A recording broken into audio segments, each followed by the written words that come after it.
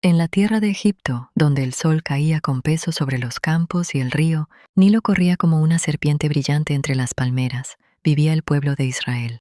No siempre fueron esclavos. Hubo un tiempo en que llegaron como huéspedes, como una familia que buscaba refugio del hambre. José, el soñador, había abierto las puertas de aquella nación poderosa, y gracias a él, los hijos de Jacob hallaron pan y descanso. Pero los años pasaron, las generaciones se durmieron en la tierra, y Egipto olvidó.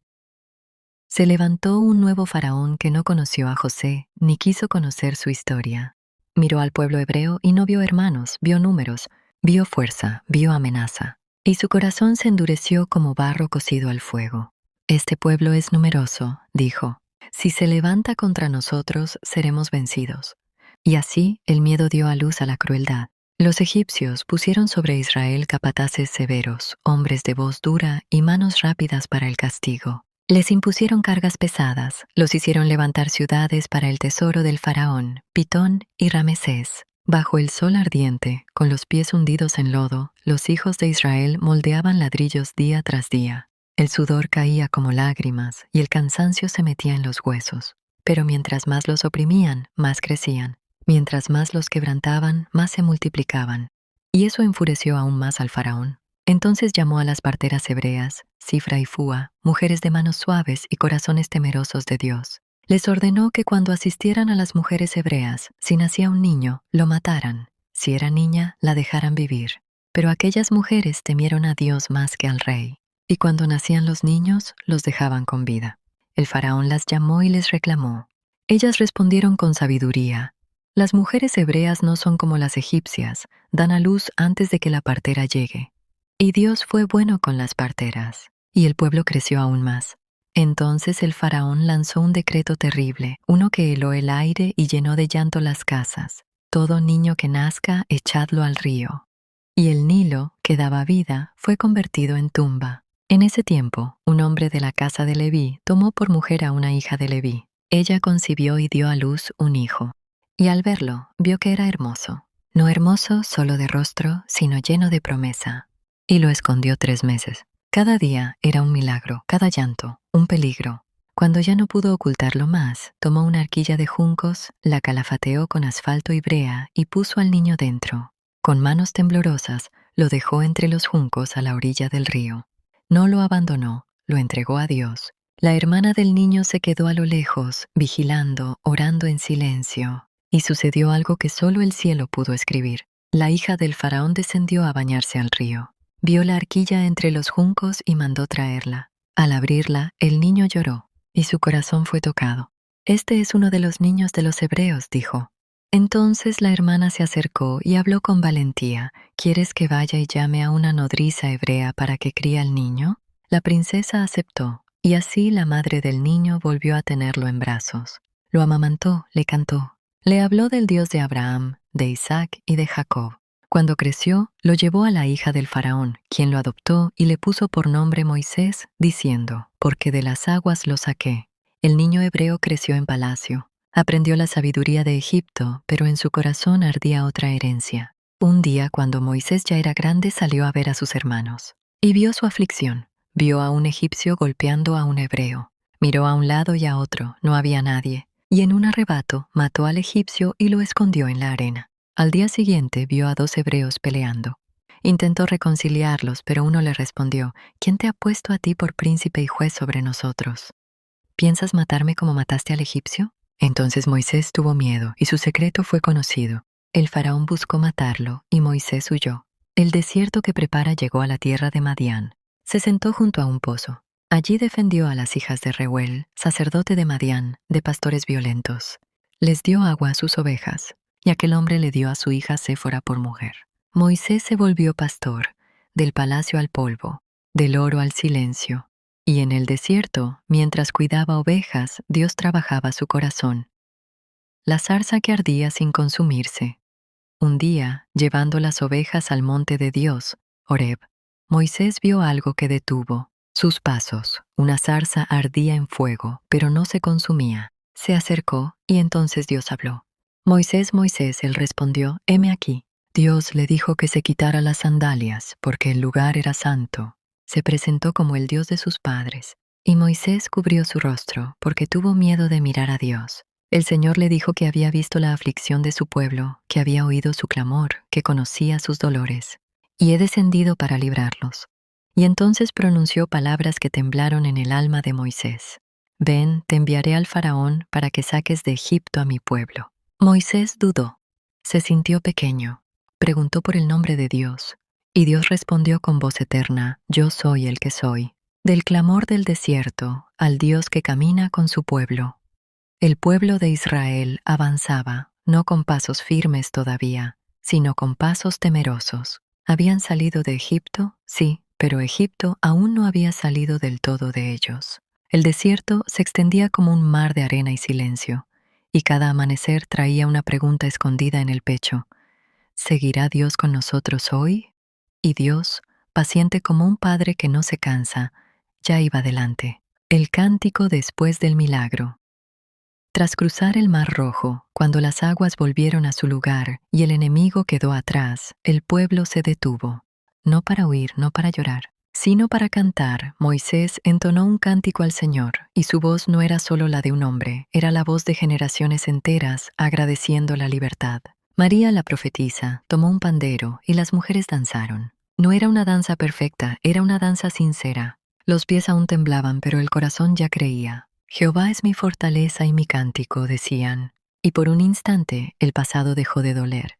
Las aguas amargas de Mara. Pero el desierto no tarda en mostrar su rostro. 3 días caminaron sin hallar agua. 3 días donde la garganta ardía y la fe se ponía a prueba. Cuando por fin encontraron agua en Mara, el pueblo corrió y se detuvo. El agua era amarga, como la memoria, como las heridas no sanadas. El murmullo comenzó a levantarse, suave primero, luego más fuerte. No murmuraban contra la arena ni contra el cansancio, murmuraban contra Moisés, y en el fondo contra Dios. Moisés clamó al Señor, y el Señor le mostró un árbol. No era grande ni fuerte, era un árbol sencillo. Moisés lo arrojó a las aguas, y las aguas se endulzaron. Ahí Dios les dio estatutos, no solo para el cuerpo, sino para el alma. Les recordó que Él era su sanador. El oasis de Elim luego llegaron a Elim. 12 fuentes de agua, 70 palmeras.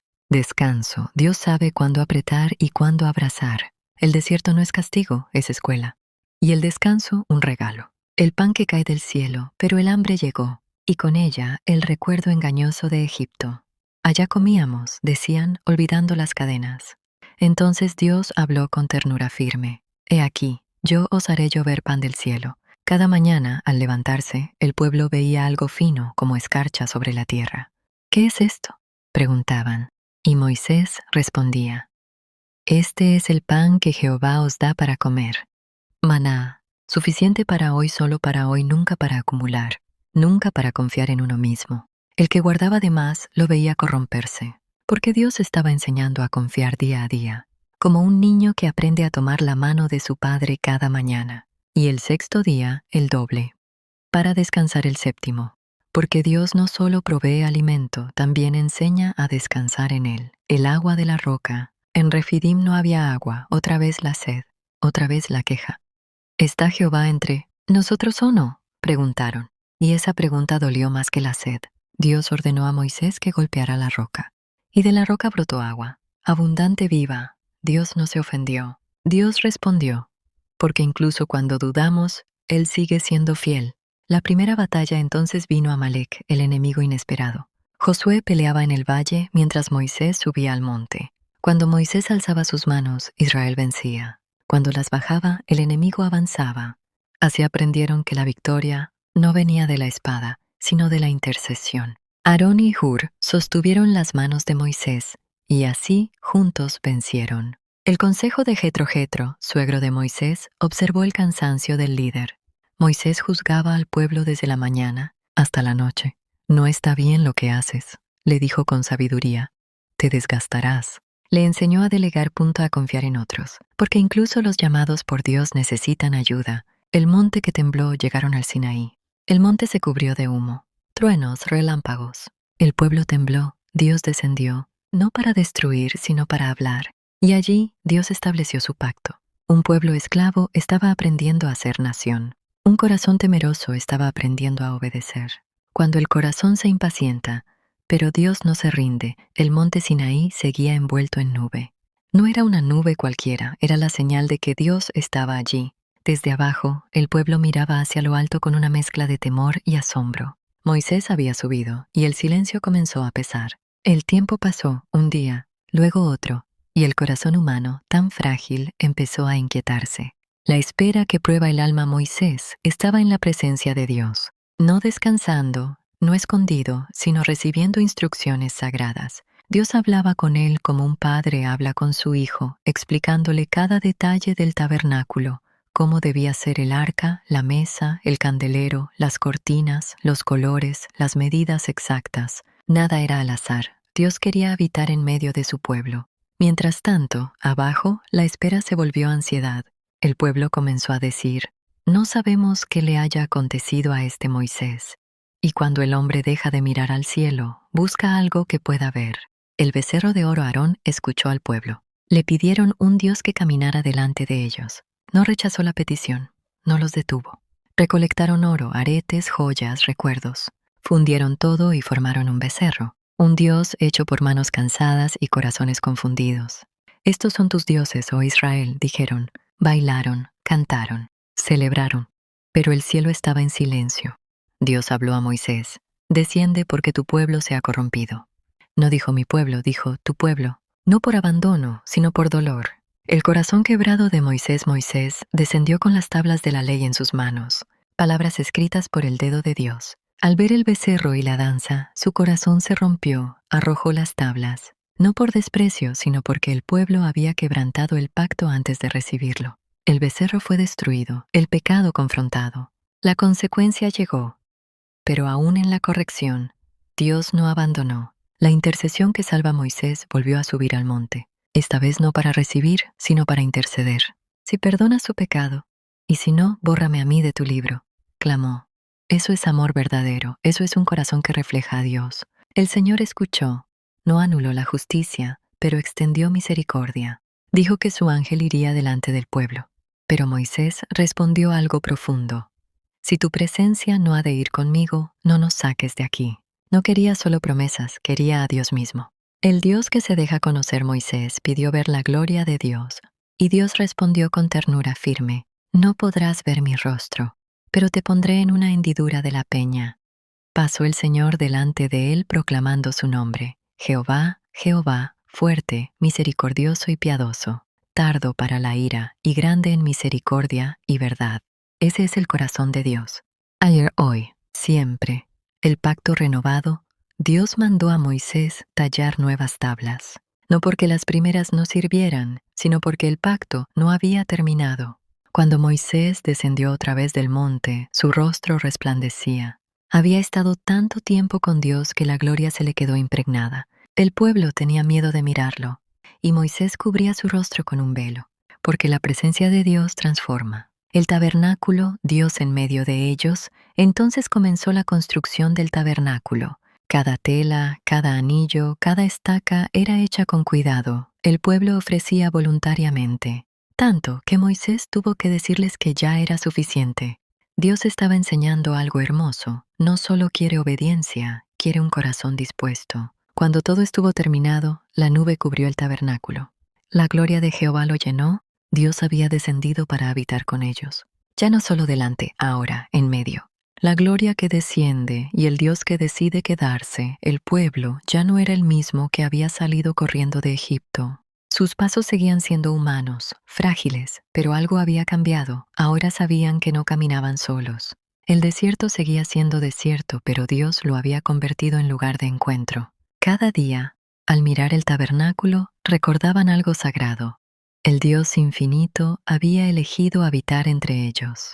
El trabajo hecho con amor Bezaleel y Aholiab trabajaban con manos pacientes. No era solo arte, era obediencia amorosa. El oro brillaba, no por vanidad, sino porque había sido ofrecido con gratitud. Las telas eran tejidas con cuidado, los colores hablaban de cielo, de pureza, de promesa. El arca del testimonio fue colocada en el lugar santísimo. Dentro, las tablas de la ley, no como carga, sino como guía. El propiciatorio se asentó sobre ella y los querubines extendieron sus alas como si protegieran el pacto. La mesa, el candelero, el altar, todo estaba en su lugar. Nada faltaba, nada sobraba. El aceite, el incienso y la luz constante.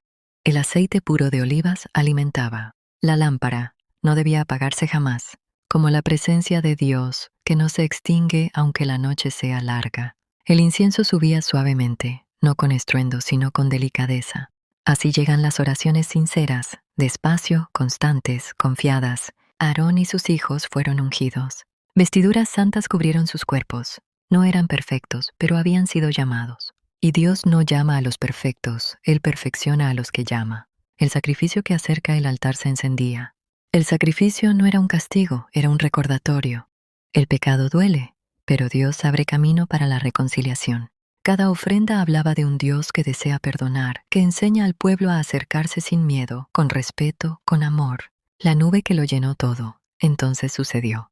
Cuando todo estuvo terminado, cuando cada orden había sido obedecida, cuando el tabernáculo quedó listo, la nube descendió. No fue ruido, no fue terror.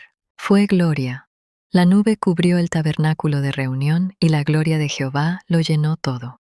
Tanto que Moisés no podía entrar. No porque Dios lo rechazara, sino porque su presencia era plena. Dios había aceptado la obra, Dios había decidido quedarse.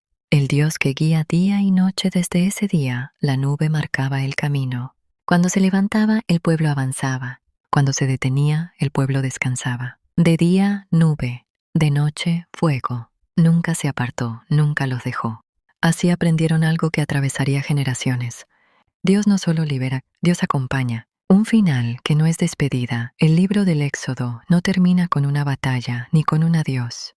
Termina con Dios habitando en medio de su pueblo, con una promesa silenciosa pero firme: estoy con ustedes. Aún no habían llegado a la tierra prometida. Aún habría pruebas, pero ya no caminaban a ciegas. El Dios que los sacó de Egipto era el mismo Dios que los guiaba paso a paso. Y lo sigue siendo hoy. Si estás escuchando esta historia, recuerda algo hermoso. Aunque a veces el camino sea desierto, aunque el corazón se canse, Dios sigue descendiendo para quedarse contigo. Si esta narración te dio paz, compártela. Suscríbete para seguir recordando historias sagradas que abrazan el alma. Y deja un comentario, porque caminar juntos siempre es más fácil.